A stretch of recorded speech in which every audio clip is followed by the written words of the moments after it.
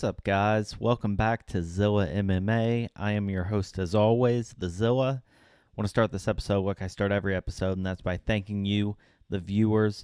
Really appreciate you guys taking time out of your schedule to watch this video and see what my opinions are on the upcoming UFC card. It really means a lot that you take that time to do that, so thank you. Please don't forget to like and subscribe. It's really important to growing the channel, trying to do more things to make these videos better. So, without further ado, we'll go ahead and get into this. Breaking down UFC 295, Prochazka versus Pereira, taking place in New York City. Gonna start on this first fight. This is going to be Prochazka versus Emmers. Okay, so looking at this one, a lot of respect for Prochazka. Went back, watched his last matchup against Sean Woodson, and what he struggled with in that fight is what I'm concerned about him struggling with in this fight as well. He was fighting Sean Woodson, as I said, who he was giving up a lot in length in that fight, and Emmers will likely be able to touch him up at a distance. He has really solid wrestling. Things that are going to give Prochazka a hard time in this spot. Minus 270, a little rich. I wouldn't want to pay up to that number. But with that reach advantage, I think he has a striking advantage. He has the experience. So I'm going to take Emmers to get the win here by decision, but not one that I love at this number. Going into our next fight, Joshua Van versus Kevin Borjas. Both good fighters. I'm leaning towards Van in this spot as of right now. This should primarily be a striking matchup. I think I like what I saw from Van in his last fight slightly more. He really does a good job working behind his jab to open up his other striking. And Borjas tends to leave his chin out there when he throws, which I really think is going to play into Van's style, just that ability to touch up the fighter with his jab. So I think he's going to have a striking advantage there. And Van's weak spot, probably his wrestling, which shouldn't really matter here. But even so, his takedown defense wasn't all that bad against Zumagulov, who is obviously a better wrestler than both of these guys, in my opinion, and probably in the opinion of most. So another fight, I think the spread is a little too big, but I'm going to go with Van in this spot. Give me Van by decision. All right, going into our next fight, we've got Kyung Ho Kong going up against John Castaneda. And the more I watch the tape, the more I kind of like Kong here as my first underdog on this card. I think on the feet, he definitely has the edge with his kickboxing. Kong, much more technical fighter. And while Castaneda, he does have that KO power, I'm not going to deny that. I don't think Kong is going to give him the opportunity to use it, really. The grappling edge is probably to Castaneda, but even saying that, I've been really impressed with the jiu-jitsu and the takedown defense of Kong, and going back and watching his tape as of late. He just looks pretty solid all around. I can see Kong landing more, and I really think he's going to pull out the decision just by landing more shots on the feet here. So I'm going to take Kong by decision, probably another grinded out decision. But this next fight is where I really think this card gets started, where this card really gets into some fights that could mean something. And that's going to start with Jared Gordon here in this spot. Minus 200 favorite against Mark Madsen. And it's been back-to-back really tough fights for Jared Gordon. And I think a lot of people are going to count him out because of that. But I don't think you should. I think it's still very obvious that he beat Paddy Pimblett in his fight against him. And I thought he was getting the better exchanges against Bobby Green before the headbutt that resulted in the no contest, or the clash of heads that resulted in the no contest in his fight against Bobby Green. I do think Madsen obviously has the wrestling edge here, but not by as much as a lot of people think. I think Gordon has solid wrestling, and I would give him the edge pretty much everywhere else, striking and cardio in particular. I think the longer this fight goes, the bigger gap between these two fighters becomes. I can really see Gordon piecing him up on the feet, using those counter strikes, maybe even land a takedown of his own. We've seen Madsen, obviously a great wrestler, but doesn't do so well when fighters are going after his legs. So he could really land a takedown if he wanted to in this spot. But if this stays on the feet, and like I said, the longer it goes, I really side with Gordon. So I'm going to take Gordon by decision in this spot. And then we'll move into our next fight. Nazim Sadikov versus Vyacheslav Borshev. Um, just looking at who they fought in their record, I get why a lot of people are on Sadikov in this spot. Coming off a finish of Terrence McKinney, really well-rounded fighter, and has some good wrestling in his arsenal coming in against a kickboxer. But all that being said, I think this could be a really bad matchup for him. Sadikov doesn't do a great job dictating where the fight takes place. And in a pure kickboxing match, I think he could be in some trouble in the spot. He's very hittable, leaves himself open to kicks and knees within the clinch. And I expect that as long as this fight stays on the feet, the edge will be with Borshev.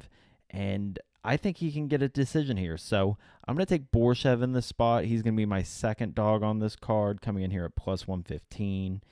And we'll go ahead and move into the next fight. Next fight is going to be the largest spread on the card. I don't think it's even on this graphic yet, but yeah, this is going to be Rodbetsky versus Roberts. And from the side I use, last I saw Rodbetsky was coming in here at minus 700. And for good reason, to be honest. Roosevelt in a really tough spot here. His return to the UFC coming in on short notice. I'm not even that high on Rodbetsky, really, but he should be able to win this no matter where he wants the fight to take place. I think he's got a really aggressive style and heavy hands, and he's likely to catch Roberts early. So my pick's going to be him by KO, but I mean, he's just probably going to win this fight. That's just the reality of the situation. He probably also has the wrestling edge here and could always land a takedown, take to the mat if he wants to. I think he's going to get the KO, though. Happy for Roberts, though, making it back to the UFC. It's not an easy thing to do to leave and come back here. And getting this fight on short notice almost guarantees him another shot in the UFC. So good for him. Look forward to him fighting when he has a more favorable matchup. But this isn't going to be his day. This fight's going to go to Rodbetsky. Moving on to our next one, Tabitha Ricci versus Lupi Godinez. A really close fight, one I'm almost certainly not going to be betting. I give a slight grappling edge to Ricci, especially if it makes it to the ground with her jiu-jitsu. But Lupi uses her judo very well, uses it especially effectively up against the cage, is able to control her opponents a lot of the time. I give a slight striking edge to Lupi here. Ricci does throw these really quick strikes and she can land, but she keeps her hands down. She doesn't do a ton of damage, while Lupi is a more traditional boxing style, so I kind of favor that in this. I think that will have somewhat of a stalemate in the grappling game, is the way I see this going. And it'll come down to who can really land more, and I see that being Lupi, just having the better boxing style here, being the more pure technical striker. So I'm going to go with Lupi by decision here. Slight favorite in this spot. Not a fight that I plan on betting in any form or fashion, but we'll see how it goes as the week goes on. Moving on to our next one. I'm actually really excited about this one. Steve Erceg versus Alessandro Costa. And I'm really big on Erceg. Don't love this line. A lot of people are really high on Erceg for good reason. I think that's why the line is where it is. I think it should be a little closer to even, but coming off against that debut against Dvorak on short notice, I understand why people want to back him. And no fault to Costa here. He's certainly got solid boxing, very heavy kicks, a power advantage, a big threat early in the fight, but Erceg just looks so well-rounded, and with his striking, his takedowns, he's got the better cardio. He was just so impressive in that first fight that I really have trouble not backing him here. I may be buying the hype a little bit, but I'm really excited to see what he can do out of a full camp, and so I'm going to back him in this spot. I'm going to take him by decision. But like I said, I don't love the line on this one either. Probably one that I'll end up tying into some kind of parlay for not that much money, hopefully. Moving into our next fight, we've got Pat Sabatini versus Diego Lopez. This fight's really interesting because of the styles that both these fighters have.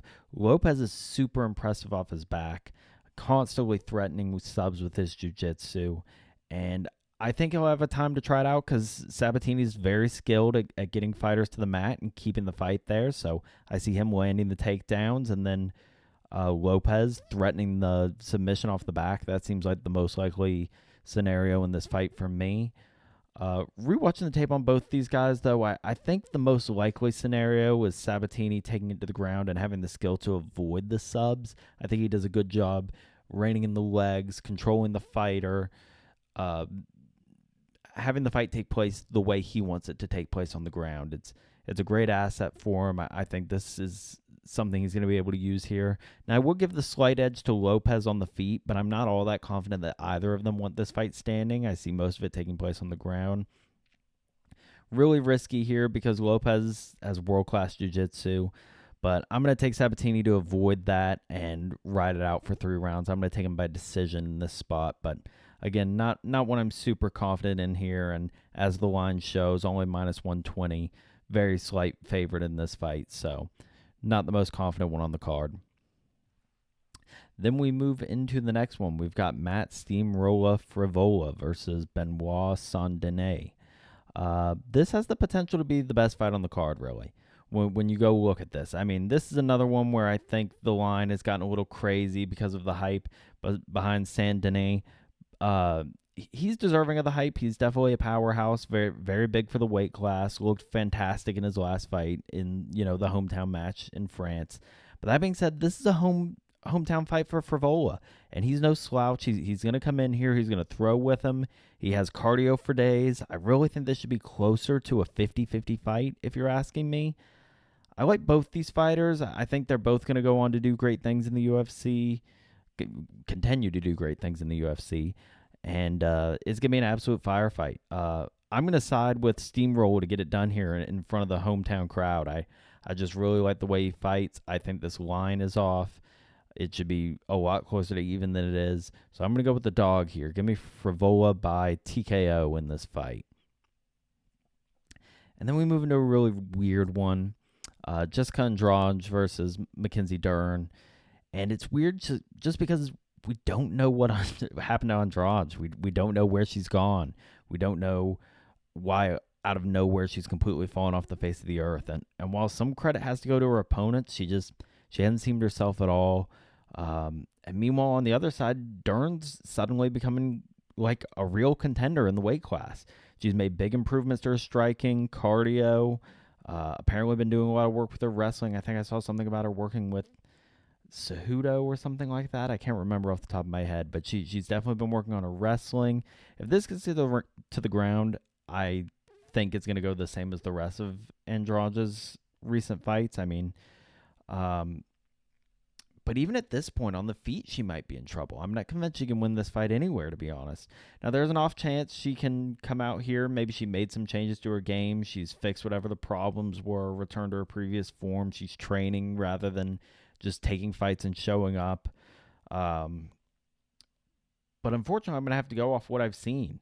And what I've seen lately is Mackenzie Dern making big strides in her game and Jessica Andrade showing up like she's just collecting a paycheck. We're going to have to live with that being the reality for now. And that's all I've seen over the last year. And so for those reasons, I'm going to take Mackenzie Dern in the spot. I'm going to take her by sub. Crazy. I couldn't have pictured this a year ago, but this is where we are now. So Mackenzie Dern by sub in this spot. And now we're getting into the big 2 fights. These are the title fights, the co-main and the main event. I'm going to start with this co-main, which is Sergey Pavlovich versus Tom Aspinall. First off, there's a good argument to be made for both of these guys. I'm going to side more with the guy that I'm backing in this fight, but there is an argument for both of them. Couple of the most talented heavyweights we've seen in a long time, and in my opinion, not really an interim title. I mean, we can call it an interim, but if Stipe for sure and probably John Jones comes back, wins the fight, are they really going to fight one of these two guys to reunite the title? I just don't see that scenario, especially with Stipe. He's going to retire. This is for the championship. That other fight's a showcase fight. They want to have the belt there to give it more relevance, but this is for the heavyweight title. And like I said, just a couple of the most well-rounded heavyweights we've seen in as long as I can remember, outside of John Jones. But looking at Aspinall, clear path to win here is getting it to the ground. Outside of John Jones, I think he's the most well-rounded heavyweight in the UFC right now. And we haven't seen Pavlovich taken down really since his fight against Overeem in 2018, where he got finished. And so there's a lot of assumptions being made about how well he can handle the wrestling. A lot of people are pretty certain that if this gets to the ground, Aspinall is going to finish him. And I understand that assumption, but I don't know what to expect from Pavlovich if that happens. I do know what Pavlovich is capable of on the other side. Just unreal power, easily more than anyone Aspinall's faced in the UFC. Aspinall, if you go look at his track record, he's not necessarily purposely, but he's avoided a lot of the really heavy hitters in the UFC. He hasn't faced anyone with close to this power. And that being said, even if he had, Pavlovich isn't like a Derek Lewis. He's not out there just throwing, trying to land the heavy strike. Pavlovich is a real boxer. He's got pretty polished boxing. And both these guys coming in on short notice, I've talked about it before. There's two things that I think are really affected by a short notice fight, and that's your cardio and your chin. And I don't think this fight goes long no matter what, so I don't see cardio being a factor regardless of how this fight goes. But Aspinall, in my opinion, needs to be much more concerned about his chin. With his tendencies to leave his chin out there, to get touched, I see Pavlovich hitting him with something he's never seen before, and I don't see a world where he can recover from that. So, in my opinion, I think Pavlovich probably catches him in the first round, knocks him out early. I'm going to take Pavlovich by knockout in this fight. I'm going to probably tie in some unders on this as well. I think I've seen the prize picks at under 6.5 minutes, something like that. No one's really projecting this to get in the second round, and I tend to agree with that. So that is my pick for this fight. The new heavyweight champion of the world, Sergey Pavlovich. And then moving into our main event, another great fight, just two very deserving guys. And I know that Pereira is very new to the weight class with just the fight against Blachowicz, but I just have all the respect in the world for this guy. And for Yuri as well. I mean, the work he's done to get here, I don't think it should be discounted. But in my opinion, he hasn't faced near the talent that Pereira has in his career.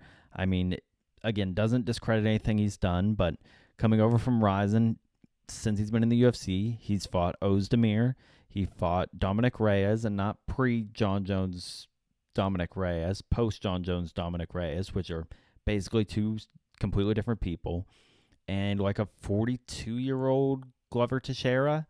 So, I'm not discounting him completely, but you look at Pereira on the other side. He's just fought champion after champion. He's tested himself. He was a champ in glory, came over here, fought all the best that the UFC had to offer. And his only loss since he's been here is to Adesanya in a fight that he was winning, got himself a little overconfident and let himself get caught with his hands down, but was definitely winning that fight in my opinion. So I think it's difficult to say that Pereira can't beat just about anyone he faces. I mean, he has some of the best kickboxing we've ever seen in the sport. And unlike anything Yuri has seen before, that he hadn't seen anyone of this caliber. Like, it's just completely unlike anything he's seen. And this isn't to say that this is a complete runaway, because it's not. I think this line's very accurate. Having Pereira at about minus 125 with the comeback on Prochazka at plus 105, I think is about right. Yuri, he has very creative, unorthodox striking. Could catch Pereira at any time if he lets his guard down, just like it happened with Izzy. He let his guard down for 1 second, caught the big shot, and that was it. But for me, the striking, the experience, the power, all of it really favors Pereira, in my opinion. I think he gets it done here. I'm far from confident in this pick, but I'm going to take Pereira by KO in this spot. I really love the game of Pereira. I'd really love to see him be champ in the UFC as well. So that is what I'm going to go with here. I'm going to go with Pereira in this spot. And so that's going to do it for this video, guys. That is my breakdown. I apologize for getting this out late this week. Had a lot going on, but I'm going to get another best bets video out tomorrow as well. And then Saturday we'll have the card. Sunday or Monday I'll get my recap video out. But this should be a great one, guys. Like I said, please like and subscribe. We want to get more content out, do more stuff for you. But really appreciate all of you watching. And until next time, see ya.